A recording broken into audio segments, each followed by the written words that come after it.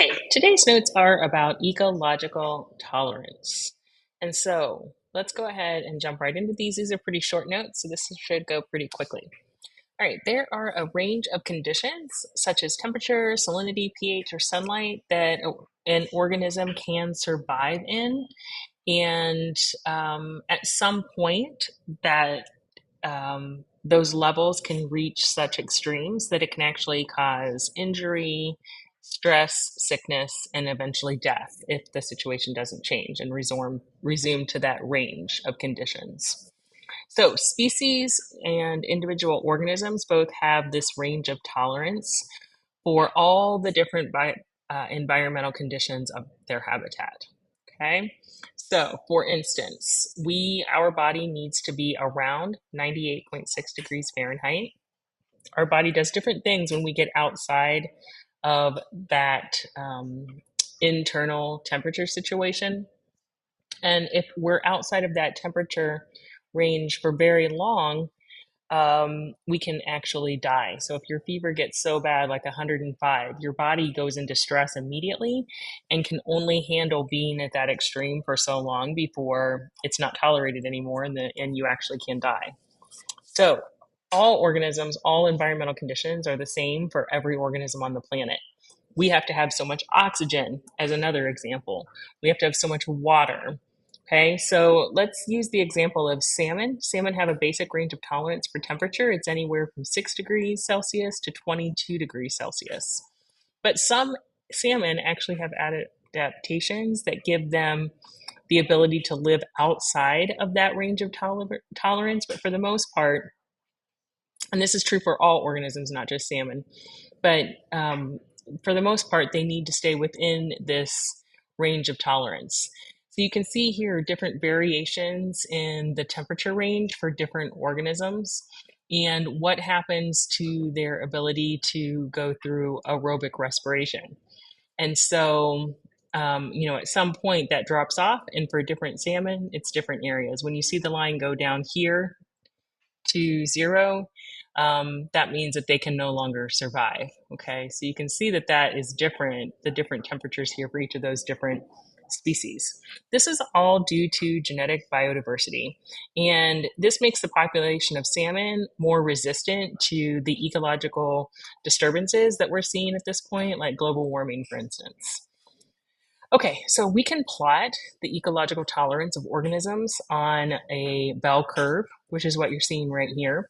So the preferred niche for the preferred niche for every organism would be this normal area here in the middle. This is the area where we start to see stress with the body. This is where disease can happen if you live in this area too long. And then here, this is just unavailable. Like at this point, the organism can no longer survive. So each of these zones have different names. This is the tolerance range. All right, so organisms can tolerate this. If they get into the zone of physiological stress for too long, disease can set in and they can actually die. Zone of intolerance is the area where they cannot survive, and then part of their tolerance range that is optimum for survival is called the optimal range. So we have marginal niches on both sides, whether we're talking about pH, temperature, amount of water, saline levels, all those different things. We have marginal niches, preferred niches, and then those unavailable. Okay. So the optimum range is where all organisms survive, grow, and reproduce. Physiological stress range is where they can survive, but some stress can occur, which causes issues like with infertility. Maybe the organism doesn't grow well. There's lots of decreased activity. When I say that, I immediately think of like an alligator who's too cold, so they're laying out in the sun. I see them a lot when I used to travel to Florida. But then we also have the zone of intolerance. This is where the organism will die. Either they'll get too cold and they'll go into thermal shock, they'll suffocate because of a lack of oxygen, or they'll have a lack of food or water that's also, can only be sustained for so long before the organism dies. So some things to remember when you're writing FRQs or those free response questions on tests. On FRQs, About human activities or natural events that cause environmental disturbance, always try to connect the answer to an organism's ecological range of tolerance. If possible, always try to connect human activity. So, what things that we are doing, like burning fossil fuels, mining, um, mining causes a lot of um, carbon emissions as well. Driving our cars, all right, all of these different things. Try to always connect human activity to climate change. So whether that's through by electricity generation, transportation, agriculture, all of these release CO2 into the atmosphere. Because the reason I say this is because global warming shifts the temperature outside the range of tolerance for so many tree species and other organisms as well, and it causes their populations to decline. Or you could also say that global warming warms the ocean, shifting the temperature outside of the range of tolerance for many fish species, which causes die-offs, which is what we see right now. Then try to connect a shift in range of tolerance to a specific kind of physiological stress.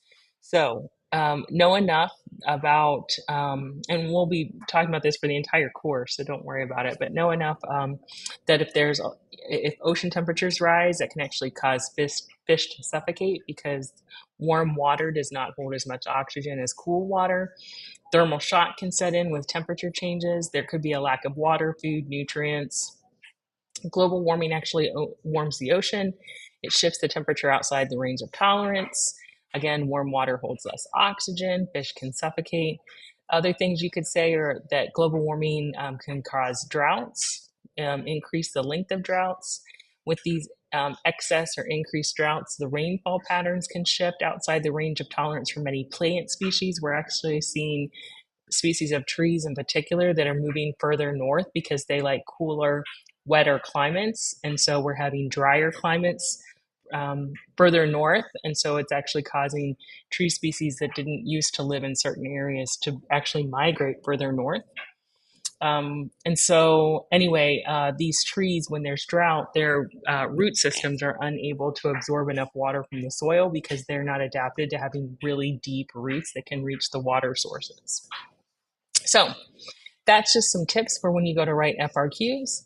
But here is a practice FRQ for today. It says Chinook salmon are important members. Actually, I'm not going to, well, I'll read this out. They're important members of freshwater and open food webs. Salmon transport nutrients from the ocean to freshwater habitats. Traces of nutrients from salmon can be found in everything from trees to bears, and this goes on. So if you would like to answer this FRQ, I would pause the video here, answer the FRQ, and don't forget that you can always check the answer for the FRQ on OneNote. If you have any questions, make sure you talk to me in class, guys. See you later.